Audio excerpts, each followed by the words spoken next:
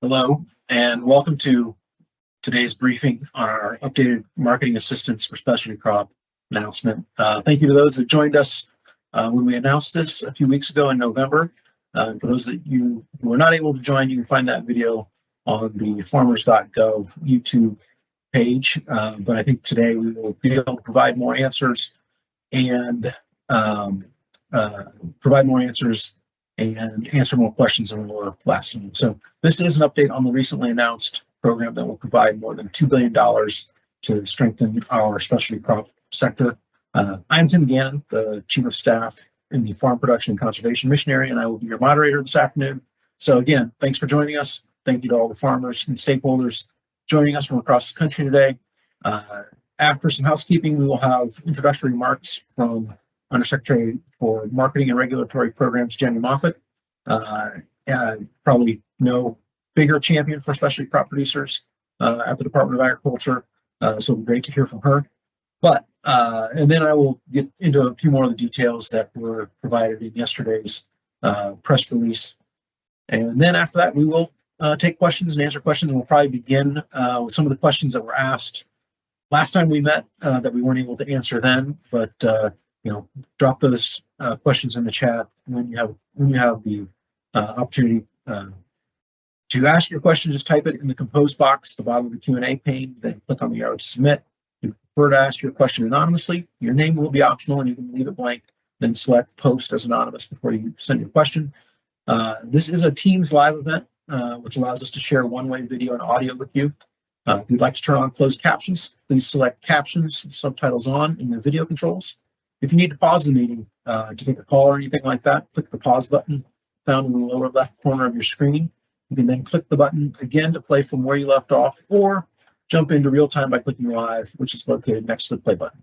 We are recording this session in case you or someone else experienced technical difficulties, and for the people who are unable to attend today's event, we will make the recording available on farmers.gov in the next few days.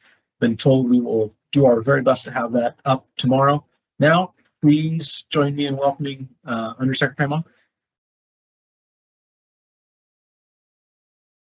Thank you, Tim. And yeah, it's a pleasure to be back on with many of you and hopefully many new folks that are here. As Tim mentioned, I'm Undersecretary for Marketing and Regulatory Programs. I have the Agricultural Marketing Services as well as Animal Plant Health Inspection Services, APHIS, within my mission area. About a year ago, USDA launched the Specialty Crop Competitiveness Initiative.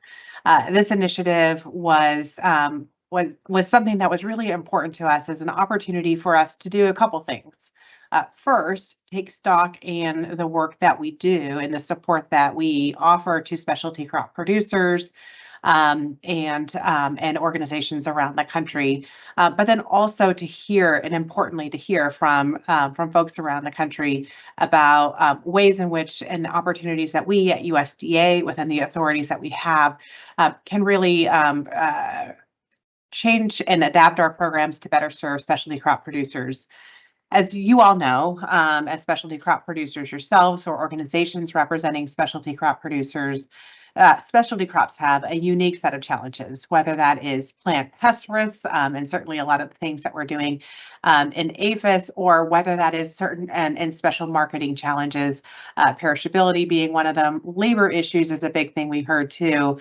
We really wanted to hear around the country from folks about what are those unique challenges and how can we at USDA best support specialty crop producers. So we held a series of listening sessions around the country. We had some national ones. We also, of course, received a lot of public input by written comment as well.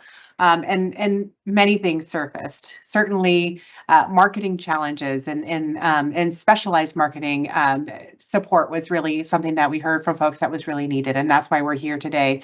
Labor challenges definitely is another one.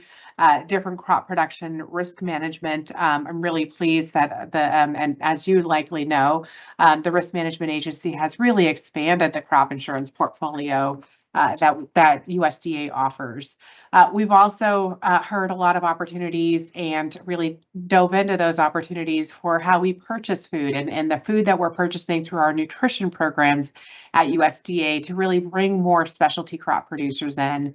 But getting back to marketing, that was a key challenge that we've heard. And so I'm really excited to be able to join the Farm Services Agency in the announcement today to really dive into more of the information for the marketing assistance for specialty crops.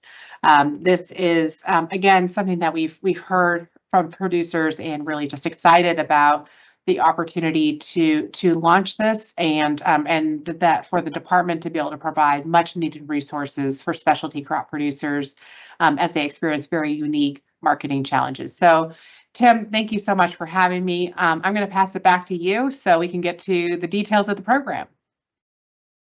Thanks very much. And the Undersecretary mentioned a couple of those higher marketing costs that we're trying to help address with this program: the perishability, specialized handling and transport equipment, packaging, moving perishables to the market quickly, higher labor costs. So we are trying to address all those things. It also bears mentioning, as I believe I probably did a couple weeks ago, this is not specifically for indemnities or for losses suffered from natural disasters in 2024, although we've seen a whole bunch of them, especially in important, especially crop producing states. But we do think that this program will help some of those producers maybe get back on their feet, maybe get back in operation a little bit sooner. So we are happy to be that this is available to those folks.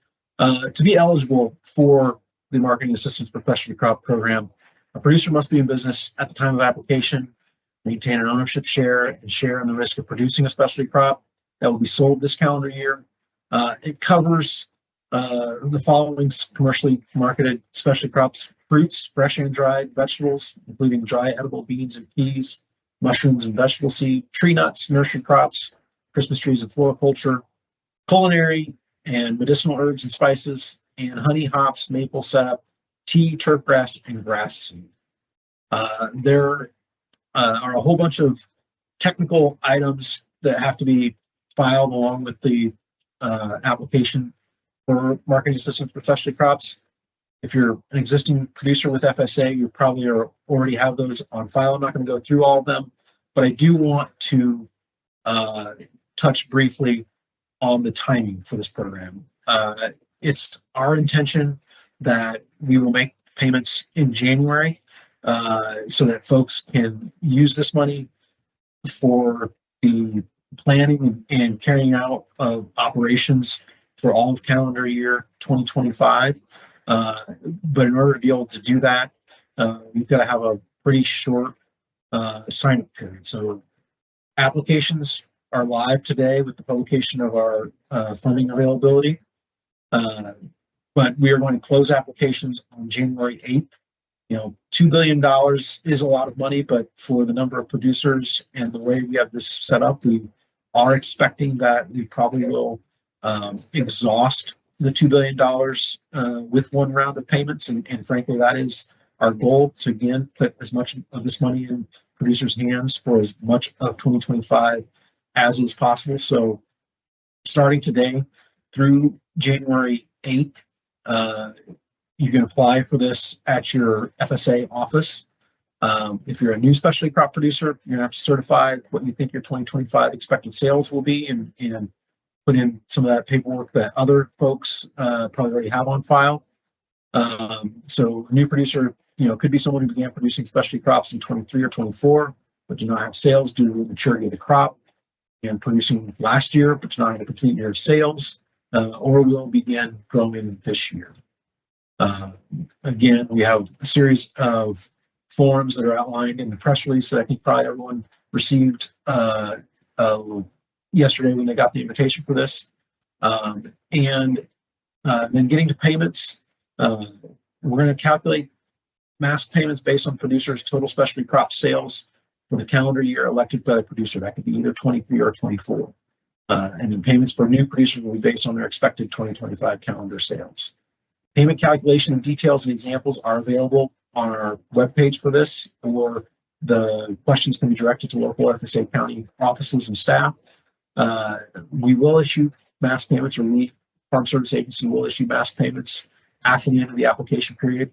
If demand for mask payments exceeds available funding, mask payments may be prorated and the payment limitation of $125,000 may be lowered. And if additional funding is available after mask payments are issued, there could be the possibility for an additional payment. We want folks to work on this quickly. Obviously, there are things that will have to be studied and looked at and then ask questions. I imagine we may have a series of FAQs that we will post, things like that. So continue to look at the MASK website over the next days and weeks. And with that, I'm going to go to the questions. I see the first question we have is, if you don't cover it in the presentation, please discuss the AGI. Okay. Yep, I'm saying I have not covered AGI. So here's the short answer on AGI. To be eligible for payments, a person or legal entity must have an average adjusted gross income, or AGI, of less than $900,000 for the years 21, 22, and 23, unless the person or legal entity's average adjusted gross income is at least 75% of their average AGI.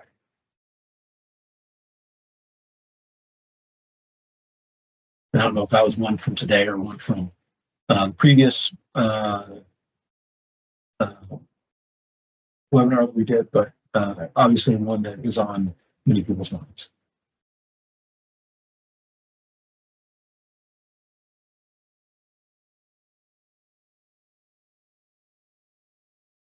And just a friendly reminder to our audience, please feel free to submit your questions and we will answer them as many as we can here in live time. I see a couple flowing in now, and so I'll let the other moderators take it over. Thank you. Thanks, Bianca.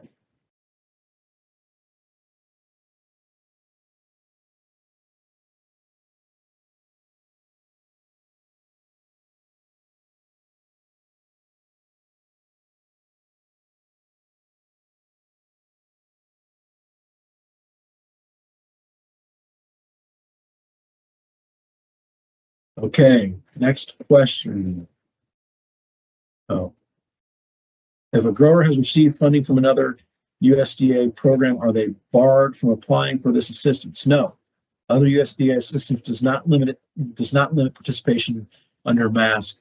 MASK assistance is targeted to expand markets. This is, obviously we know the challenges that exist. We do not want to seed domestic market.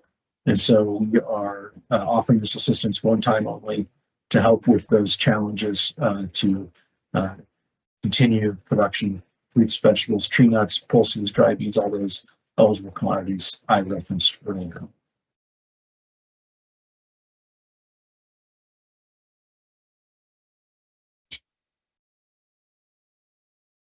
Next question, will there be any required deliverables from the recipients following payments? No, there are not required deliverables, with the goal, obviously, increase domestic consumption of those specialty crops that are grown and raised here in the United States in 2025 and expand existing and new markets. We are not, we are not, at the end of the year, if you receive a MASK payment, there is not a end of year report to show that your sales increased or that your production increased and you're able to fill a void or anything like that. Just betting that we make this assistance available and American producers will do what they always do, and that is produce the best quality, whatever it is they grow anywhere in the world.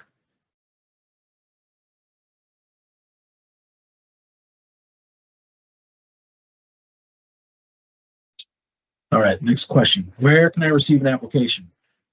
So applications are available at your local USDA Service Center or online at our Marketing Assistance for Specialty Crops page. If you go to the homepage of FSA, I'm guessing there'll be a spot there, but we will also provide that link to everyone in case you don't have it already. But you can you can check things out there. You probably will want to speak with someone at your local office before you submit, just to make sure you have all the paperwork that's necessary already submitted, and that then there won't be any further questions or need to come back in.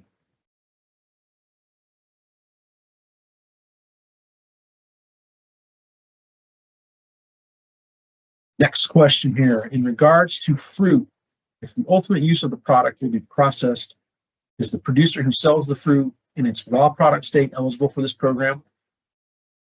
And the answer to that is self-certified sales revenue will be limited to the value of the raw commodity prior to processing or further value added activities.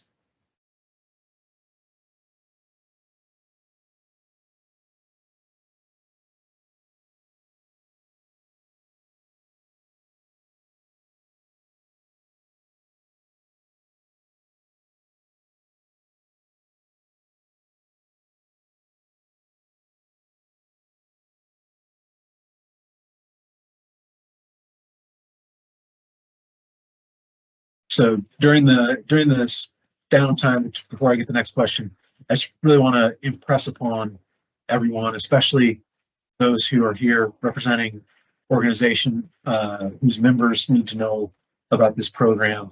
With this short window of time and with holidays soon upon us, please help us get the word out so that as many folks as possible are able to make use of this assistance. It would be less than ideal if people are returning to an office or opening their email after New Year's and finding out about this for the first time, and then just having a few office days remaining in order to apply. So, I really ask that if you're here representing an organization, or if you're a board member, a leader, elected grower leader of an organization, please help us get the word out so that we can make this available to as many folks as possible.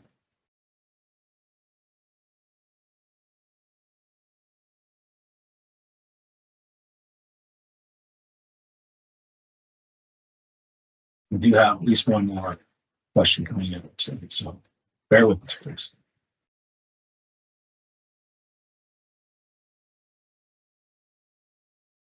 Is the program only for if you're self-selling the product, or can the product be sold through a broker?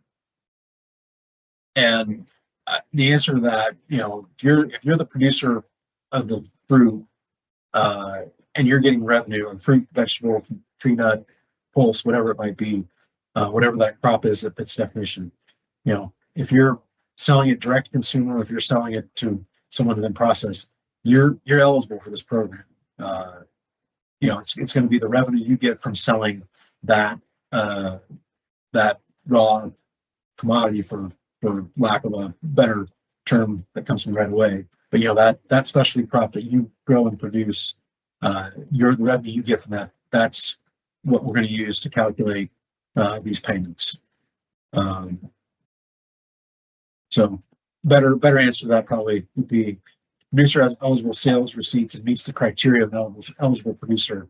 Sales through a broker are eligible.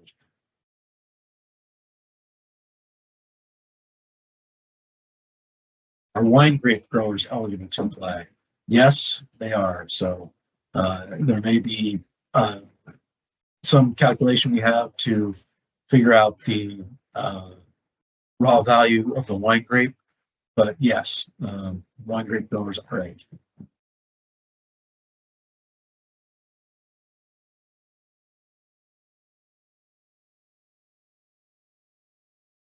And here's, so obviously I wasn't clear, so I've got just for clarification, you mentioned the possibility of reduced maximum payments if there is oversubscription to the program. Will all qualified applicants receive some level of payment? Yes, there, if we were oversubscribed, there will be a final factoring, but that does not mean that an eligible producer who filed a timely application would receive zero. We are not able to know what that final payment factor will be till all applications are in. So the proration of payments and reduced payment limitations will apply consistently to all participants.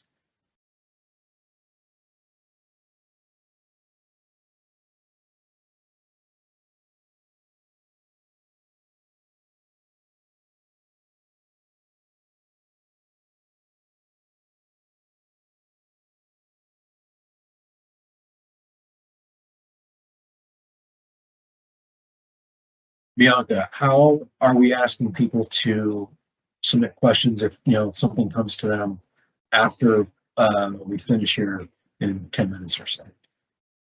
Yeah, that's a great point. So we'll have it open here for another few minutes, and then once we do post-production and wrap everything, there will be the website that you mentioned earlier will have questions and answers posted there, and or interested parties can communicate with the External Affairs email that they had originally communicated with in order to get this invite to further the discussion. Great. Thank you.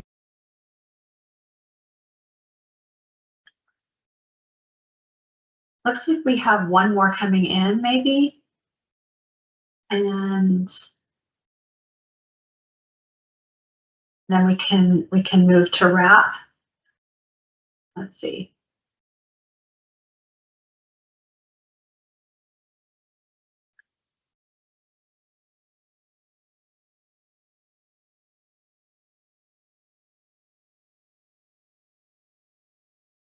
Mr. Gannon, we have one. It looks like, can packers apply for this if they don't grow the raw product?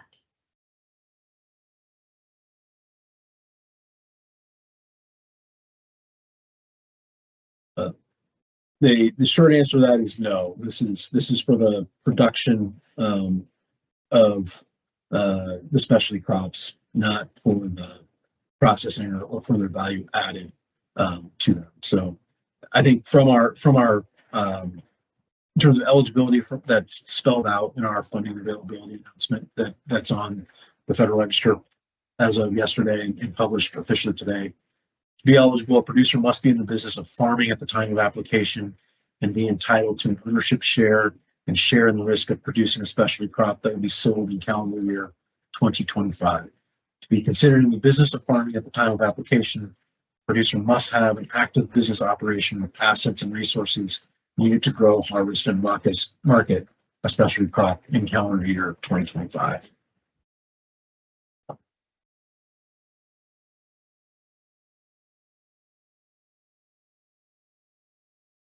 So, not seeing any activity in the chat right now. I want to thank everyone. All right. Next, okay, we do have at least one more question. By way of comparison, are the forms to be filled out similar to the forms from CFAP 2? And I'm going to ask for assistance here because I am CFAP 2 preceded my time here at the department, so I didn't know the exact answer to that. Obviously there are some comparisons and similarities to CFAP 2, and the answer is very similar. They will serve the producers who apply for MASC are going to be certifying to sales revenue in the same manner that they did for CFAP 2.